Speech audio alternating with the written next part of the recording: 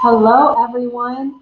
Hope you're having a good week. In May, we observe Mental Health Awareness Month, Women's Health Month, National Maternal Depression Month, and more.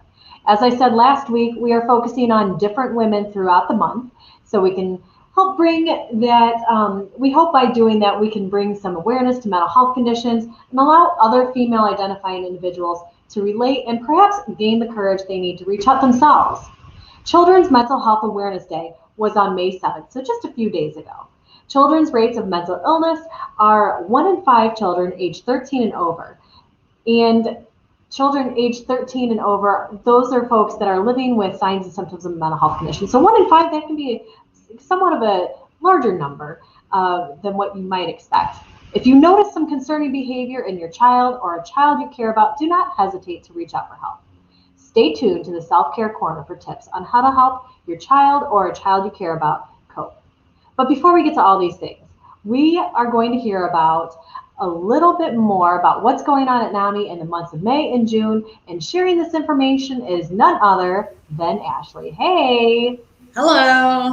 I'm excited to hear. All right, so we have a lot going on in May and June. Registration is now open for our PreBurn. Our PreBurn event includes a virtual 5K and t-shirt campaign in honor of Mental Health Awareness Month. What's the history behind the name PreBurn? It's the lead-in to our annual fall event, the Afterburn. So it's PreBurn followed by the Afterburn. It's a great opportunity to engage in some physical activity as well as raise awareness about mental health. The 5K can be completed in one session or over multiple sessions, and all modes of activity are welcome. Lace up your shoes, pump up the tires in your bike, or dust off your dancing shoes. All activities are welcome. And a special shout out to one of our groups that are organizing dance sessions to complete their 5K. To support the PreBurn, you can participate in the 5K, purchase a t-shirt, or donate donate to the campaign. And those donations partially can be used to help sponsor individuals that otherwise would not be able to afford participation in the PreBurn. Registration for the 5K is open through May 21st, so you have about a week and a half left, as well as the t-shirt campaign and donations are able to be purchased or donate through the end of June. Our next education series is on Wednesday, May 19th. The event features a presentation on stable accounts, which are tax-free saving plans for disability-related expenses. People living with mental health conditions are eligible for the program. We'll also be joined by an attorney to provide education on estate planning and other methods for planning for your or your loved one's financial future. In June, we'll be starting our Wellness Recovery Action Plan class.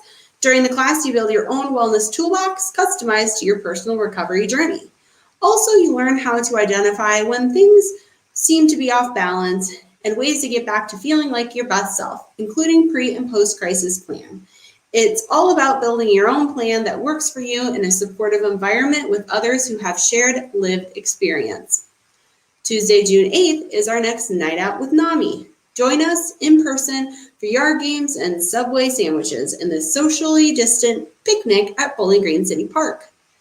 Night Out is a great opportunity for gathering, for food and fellowship for people that seek mental health services in Wood County.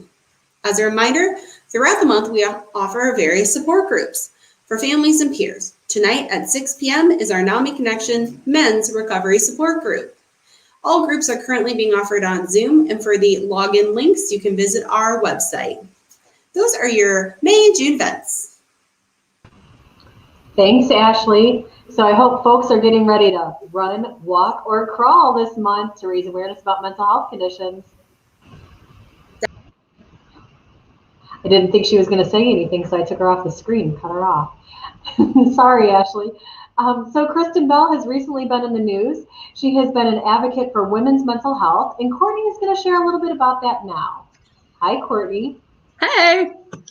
I'm excited to hear what you have to share. I'm excited to share. So many of us, we may know the actress Kristen Bell as Anna from Disney's Frozen, or Eleanor Shellstrop from the TV show The Good Place. But like many other Americans this past year, Kristen Bell found herself struggling and described this as a generalized dark cloud over her And she said that she often felt like her real personality was in a tiny cage inside her body. With the help from a very blunt husband, but also supportive husband, Dax Shepard, Kristen Bell was able to finally start crawling out of her depression hole that she felt she was in for some time. In addition to daily medication, Bell also uses exercise to help boost endorphins, and also found knitting and jigsaw puzzles help clear her mind and help her stay off of her phone. Bell describes that while she is a very bubbly and happy person, she has a lot of good tools in her toolkit when she doesn't feel well. She says, though, that there are still days when the alarm goes off and she just wants to stay in bed and feels very vulnerable.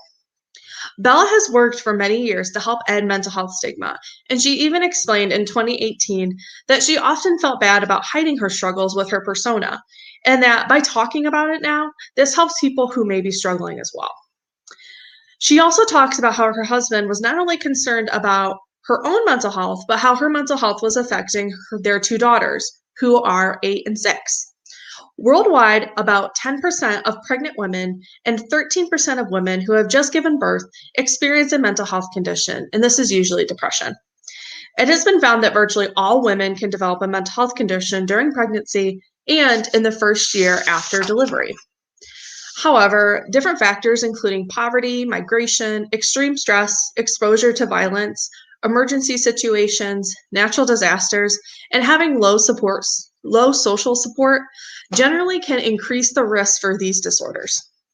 There's also been studies that have found that maternal depression can have a broad influence on a child's health and well-being. We want to share that at NAMI Wood County, we offer many different types of support groups for folks in Wood County. This includes for parents and caregivers of children with a mental health condition, people who are living with a mental health condition, or those who have a loved one with a mental health condition. We have lots of great resources and all the information on our support groups and classes on our website. And we want to reassure that you are not alone. That is all I know for Did You Know? Back to you, Jessica. Thank you for sharing this information about Kristen Bell and helping to raise awareness about maternal depression, Courtney. Yes, of course. I should add, some of us are wearing these green ribbons for children's mental health. I meant to hold it up earlier, but I completely forgot.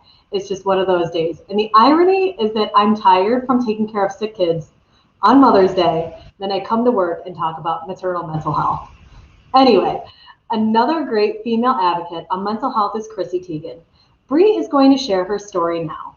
For those that may have some emotional responses to pregnancy loss, please feel free to tune in next week. Chrissy's story includes this topic. Hi, Bree. Hi. Like Jessica said, I am going to be talking about Chrissy Teigan. So for anyone who is not familiar with her, she's a former model and is currently a TV personality who also happens to be married to John Legend. In the last few years, Chrissy Teigan has opened up regarding mental health struggles that she's had both long-term and more recently. She mentions in an interview with Glamour from last year that she had struggled with anxiety for most of her life, but it didn't seem like she needed help until it was paired with some postpartum depression after giving birth to her first child, Luna. Teigan also mentions that her experience with postpartum depression helped to prepare her and John to recognize the signs after the birth of their second child, Miles. Last year, Chrissy and John tragically experienced a pregnancy loss with their son, Jack. Chrissy opened up about the experience on social media, noting that she was experiencing grief depression, but was getting the help she needed to take care of herself. Teigan goes on to say that she is proud to be doing multiple therapies to help her cope and has come to terms with allowing herself to have both good days and bad days. If you or someone you know is in need of services, you can dial 211 to be connected, or you can call or text the Postpartum Support International Helpline. You can call this number at 1-800-944-4773. You can click number 1 for Spanish or number 2 for English. And then the text numbers will also be in the link in the comments to the helpline. When you contact the helpline, you'll be asked to leave a confidential message, and a trained and caring volunteer will return your call or text. They will listen, answer questions, offer encouragement, and connect you with local resources as needed. For more information about the Postpartum Support International Hotline, again, click that website link in the comments. Back to you, Jessica. Thank you for sharing this story and helping to bring light to a topic that's really rarely discussed. Absolutely. So who's in our self-care corner? Shari is, and she is sharing self-care tips for kiddos. Hi. Hello. So today I'm talking to parents that would like to keep their children busy and engaged with doing some self-care tips for them. We offer here at NAMI Kids Shop for children that their parents are taking classes, parent and caregiver support group, and for children attend Kids Shop. We also are offering another class for children. It's called Wellness Recovery Action Plan, or WRAP, for children. During the WRAP class, they will learn about the key concepts of recovery, listing hope as one of them, and they're going to talk about what they hope for. They're going to talk about their support that they have, and they're going to make a flower that looks like this. And we will start out with taking their picture, and they will put their picture on here. And the leaves, they're going to talk about things that they hope for. Their stem is for their support group and their support system. And the petals are they can list some of the coping skills, such as coloring, or an activity book that I found on Amazon that I have purchased for our WRAP class. And it's a workbook, it's a mindful workbook, activity book for children, and it gives them activities to focus on good choices and staying calm and just to focus on being in the moment. It was written by Hannah Sherman, who is a licensed clinical social worker. I also have a book that we will be reading. It's called How to Tame My Anxiety Monster, and this is by Melanie Hawkins.